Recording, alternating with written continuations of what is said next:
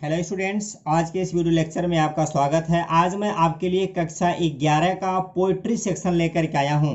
कई छात्रों का डिमांड था, कई छात्रों ने मेरे पास कॉल किया था, एसएमएस किया था कि सर आप कक्षा 11 का भी कुछ वीडियोज बना दें ताकि हम लोग इस समय बैठे हुए हैं कुछ देखते रहें।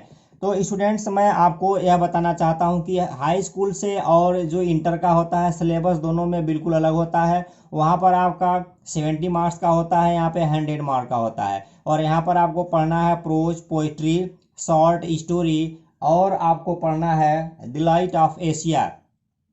इसमें पोइट्री सेक्शन में मैं आपको बता दूं कि यहाँ से जो है आपको एग्ज़ाम में सेम कक्षा 11 और 12 का सिलेबस सेम है। तो एग्ज़ाम में आपको यहाँ से एक पैसेज करना होगा और एक सेंट्रल आइडिया करना होगा। पैसेज नहीं, एक्सटेंजा करना होगा और एक सेंट्रल आइडिया लिखना होगा।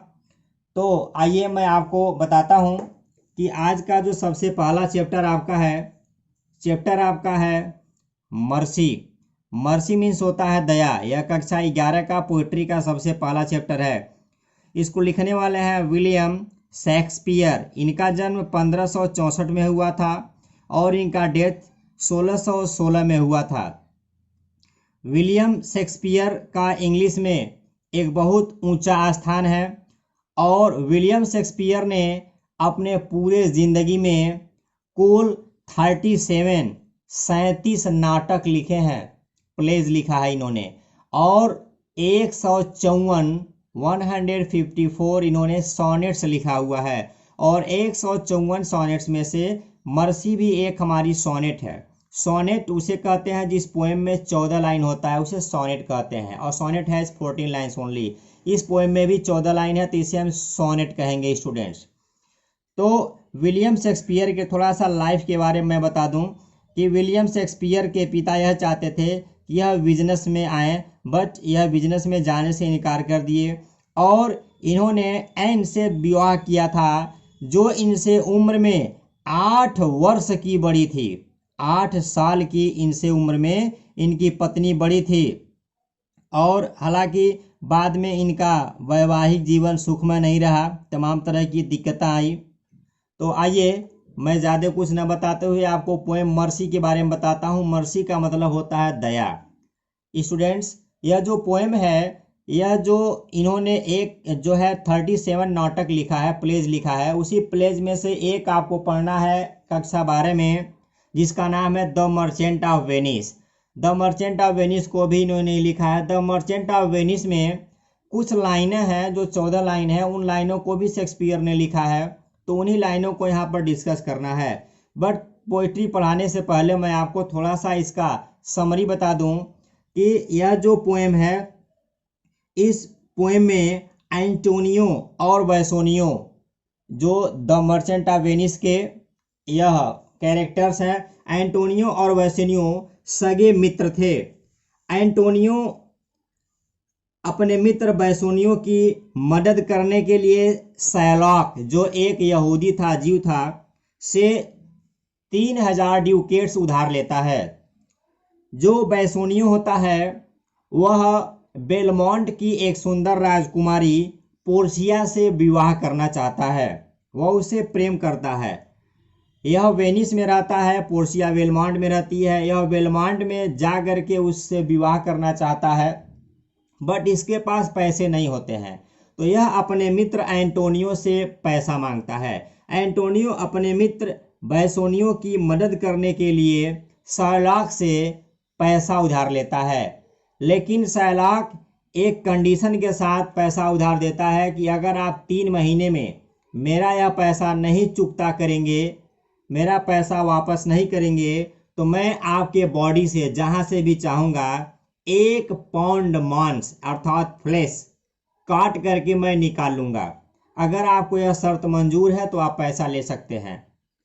एंटोनियो ने अपने मित्र बेसोनियो की मदद करने के लिए यह शर्त मान लेता है और उस बॉन्ड पर साइन कर देता है और पैसे लेकर के अपने मित्र बेसोनियो को दे देता है। बेसोनियो वह पैसे लेकर के बेलमोंट चला जाता है और वहाँ पर पोर्सिया से उसका विवाह हो जाता है।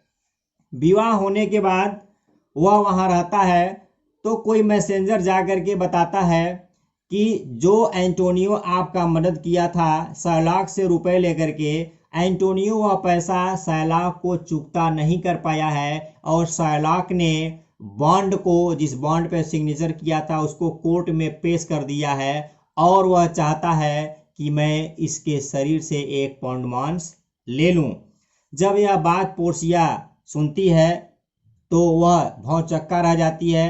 पोर्सिया बेलमोंट से कोर्ट ऑफ वेनिस में आती है, एंटोनियो की मदद करने के लिए जज के भेष में आती है और कोर्ट ऑफ वेनिस में पोर्सिया जितनी भी बातें शैलाक से कही है, जो भी शैलाक को समझाई है मर्सी के बारे में, दया के बारे में, वही जो है टोटल लाइन यहाँ पर देखिए।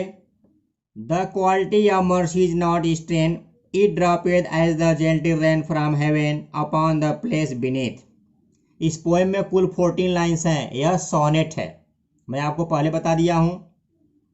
पोर्सिया शैलाक से निवेदन करती है और शैलाक को मर्सी अर्थात दया के गुणों का वर्णन करती है, दया के बारे में बताती है और बताते हुए क्या कहती है, the quality means good of mercy, दया का, is a not strain. Strain का मतलब होता है फोर्स्ड अर्थात बलपूर्वक उत्पन्न करना।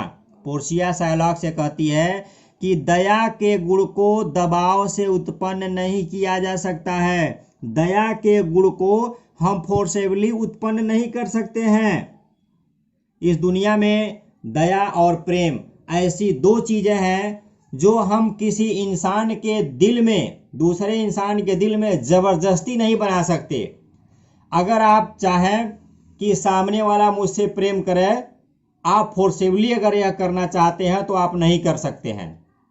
अगर आप चाहते हैं कि सामने वाला किसी चीज पर दया दिखाए, अगर आप उसके साथ फोर्स करते हैं, उसे फोर्स करते हैं करने के लिए, तो वह नहीं करेगा।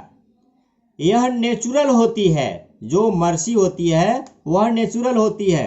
आगे देखें, जहां जहां इस पोएम में इट इट इट लिखा है उसका मतलब मर्सी होगा, मर्सी मीन्स दया। इट यह ड्रॉफेथ अर्थात गिरती है, यह पुरानी इंग्लिश है। आज का मतलब यहाँ ड्रॉप्स होगा, गिरती है। एज मतलब होता है की तरह से। द जेंटल रेन साधारण या सज्जन वर्षा के बूंदों की तरह से। फ्रॉम हेवन, हेवन का मतलब यहाँ स्वर्ग नहीं होगा, आसमान होगा। जिस प्रकार से पृथ्वी पर आकाश से वर्षा की बूंदें गिरती हैं स्टूडेंट्स, उसी प्रकार से यहाँ देखें, अपॉन मतलब पर, द प्लेस धरती पर, बीनीथ मीन्स होता है नीचे, अर्थात जिस प्रकार से आसमान से स्वाभाविक रूप से वर्षा की बूंदें धरती पर नीचे गिरती हैं, अपने पास से एक लाइन ऐड कर लेंगे, उसी प्रकार से दया भी किसी इंसान के दिल में स्वाभाविक रूप से उत्पन्न होता है, अपने आप उत्पन्न होता है। हमें कहने की, हमें दबाव देने की जरूरत नहीं होती है। स्टूडेंट्स, क्योंकि आप हाई स्कूल से इंटर में आए हैं, यहाँ एक शब्द दिया है एज। अगर कविता की किसी लाइन में एज लाइक सो मिलेगा तो उस लाइन में एक अलंकार होता है, अलंकार को कहते हैं फिगर ऑफ स्पीच। तो एज लाइक सो आने पे सिमिली होता है। इस अलंकार, इसमें हमारा फिगर ऑफ स्पीच है सिमिली, उपमा। इसमें मर्सी का वर्षा के बूंदों से कंपेयर हो रहा है, तुलना हो रहा है। तुलना करने के लिए एज लाइक सो का यूज होता है, तो सिमिली है। तो आई होप कि आपको यह 2 लाइन क्लियर हो गया होगा। आगे देखें, इट, इट का मतलब क्या होगा, अभी मैं बताया हूं, mercy. It is twice blessed, blessed का मतलब होता है बोन यानी वरदान। क्या कहता है कि मर्सी दुहरा वरदान होता है। मर्सी के अंदर 2 गुण होते हैं। इट यह ब्लेसित आशीर्वाद देती है, लाभ देती है, या किसे, दैट गिव्स जो देता है, एंड हिम और उसे, दैट टेक्स जो पाता है। जो दया दिखाता है और जो दया पाता है, दोनों को मर्सी लाभ देती है, दोनों को मर्सी यानी दया से लाभ होता है। अब आपको यह लाइन क्लियर नहीं हो रहा होगा कि किसी के ऊपर हम दया दिखा रहे हैं तो उसका तो लाभ हो गया, बट मेरा क्या लाभ हुआ। तो मैं आपको यहाँ क्लियर कराना चाहता हूँ कि उसका डायरेक्ट लाभ है, बट आपका इनडायरेक्ट लाभ है।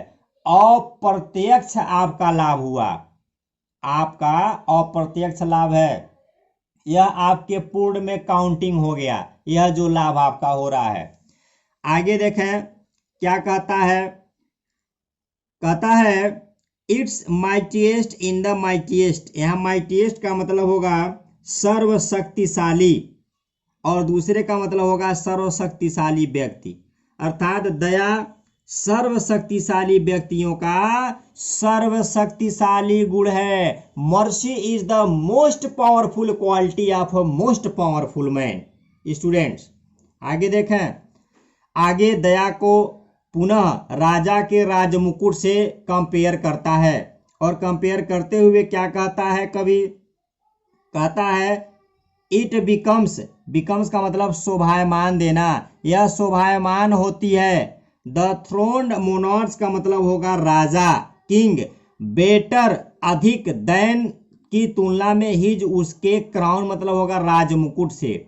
मर्सी जो राजा होता है, राजा के सर पर जो ताज होता है उस ताज से भी अधिक सुशोभित होती है, उस ताज से भी अधिक शक्तिशाली होती है। आप ऐसे कह सकते हैं कि यह सिंहासन पर बैठे हुए राजा को उसके राजमुकुट से भी अधिक सुशोभित करती है। तो देखें, राजा बड़ा होता है कि मुकुट, मुकुट बड़ा होता है, क्राउन जिसके सर पर ताज होता है वही राजा होता है। बट यहाँ पर कवि क्या कह रहा है, लेकिन मर्सी राजा के सर पर स्थित ताज से भी अधिक शक्तिशाली होती है, अधिक पावरफुल होती है। आगे देखें क्या कहता है, हेड सेप्चर मतलब होगा राजदंड, सोज दिखाता है, द फोर्स ताकत, ऑफ का टेम्पोरल मतलब होगा सांसारिक, पावर मीन शक्ति को, राजा का राजदंड सांसारिक शक्ति को दिखाता है। राजा के राजदंड में सांसारिक भय विद्यमान होता है। राजा से नहीं, हम राजदंड से डरते हैं। लोग राजदंड से डरते हैं कि हम कुछ करेंगे तो राजा हमें दंडित करेगा। आगे देखें क्या कहता है, द एट्रीब्यूट मीन्स होता है गुड, मतलब होता है हमारा भय, एंड मैजेस्टी का मतलब होता है गौरव। अर्थात इसमें कवि कहता है कि यह राजा के भय तथा गौरव का प्रतीक होता है। हम यह राजा के भय तथा गौरव का प्रतीक होता है क्या, राजदंड। लेकिन और आगे देखें क्या कहता है, where in doth sit in the dread and fear of kings. दोबारा जो है कहता है कि लेकिन दया इस राजदंड से भी बढ़कर के ऊपर है। हम राजाओं से इसलिए डरते हैं, फियर ऑफ किंग्स, राजाओं से इसलिए डरते हैं कि उसके पास राजदंड है। लेकिन मर्सी इज एबव, दया ऊपर है, दिस सेप्चर्स वे, लेकिन दया इस राजदंड से, इस राजदंड से भी ऊंची है, इस राजदंड से भी अधिक पावरफुल है, शक्तिशाली है। आगे कवि क्या कहता है, इट यह इज इंथ्रॉन्ड निवास करती है, रहती है, इन द हार्ट्स ऑफ किंग्स, अर्थात मर्सी राजाओं के दिलों में निवास करती है। एंड और अर्थली पावर, यह सांसारिक शक्ति, doth means does, then means तब, सो दिखाई देती है, लाइकेस्ट की तरह से, गॉड्स ईश्वरीय शक्ति के समान, वैन जब, मर्सी दया को सीजन्स मिला दिया जाता है, जस्टिस मीन्स न्याय में, जब दया को न्याय में मिला दिया जाता है तो यह सांसारिक शक्ति ईश्वरीय शक्ति के समान दिखाई देने लगती है। यह दुनिया ईश्वरीय शक्ति, ईश्वरीय दुनिया के अनुसार दिखना शुरू हो जाता है जब इस दुनिया का कोई व्यक्ति दयालु हो जाता है। अगर इस धरती का हर एक व्यक्ति दयालु हो जाए, अगर अपने बगल में किसी को देखा किसी भी चीज की कमी है उसको वह पूरा कर दे, तो यह जो धरती है, यह धरती लोक देवताओं का लोक हो जाएगा, यह ईश्वरी दुनिया हो जाएगी, ईश्वर यहाँ निवास करेंगे। काश अगर ऐसा हो जाए तब। एक बार पुनः जो है ऊपर से देख लें, पोर्सिया कहती है शार्लॉक से, या विलियम शेक्सपियर कहते हैं कि दया के गुण को दबाव से उत्पन्न नहीं कर सकते हैं। आगे दया के गुणों का वर्षा के बूंदों से तुलना करते हुए कवि कहता है कि जिस प्रकार पृथ्वी पर आकाश से वर्षा की बूंदें स्वाभाविक रूप से गिरती हैं, उसी प्रकार से दया भी किसी इंसान के दिल में स्वाभाविक रूप से उत्पन्न होता है, किसी इंसान के हृदय में अपने आप उत्पन्न होता है। और यह दोहरा वरदान है, यह दिखाने वाले तथा प्राप्त करने वाले, जो इंसान दया दिखाता है और जिसके ऊपर दया दिखाता है, दोनों को लाभ मिलता है। और जो मर्सी होती है, यह सर्वशक्तिशाली व्यक्तियों का सर्वशक्तिशाली गुण है। इसके साथ ही साथ जो मर्सी होती है, यह न्याय सिंहासन पर बैठे हुए राजा के राजमुकुट से भी अधिक पावरफुल होती है, राजमुकुट से भी अधिक शोभायमान होती है। जो राजा का राजदंड होता है, सेप्चर होता है, उसमें सांसारिक शक्ति निहित होती है।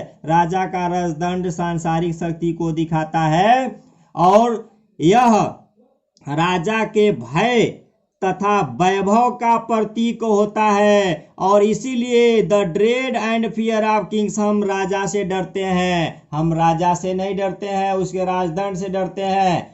लेकिन दया इस राजदंड के शासन से बढ़कर के है। और दया कहाँ रहती है? It's enthroned in the hearts of king, या राजाओं के दिलों में निवास करती है। और दया स्वयं में ईश्वर का एक गुण है और यह सांसारिक शक्ति ईश्वरीय शक्ति के समान दिखाई देने लगती है जब न्याय में दया को मिला दिया जाता है। स्टूडेंट्स, तो आइए इंग्लिश में भी इसका समरी देख लीजिए।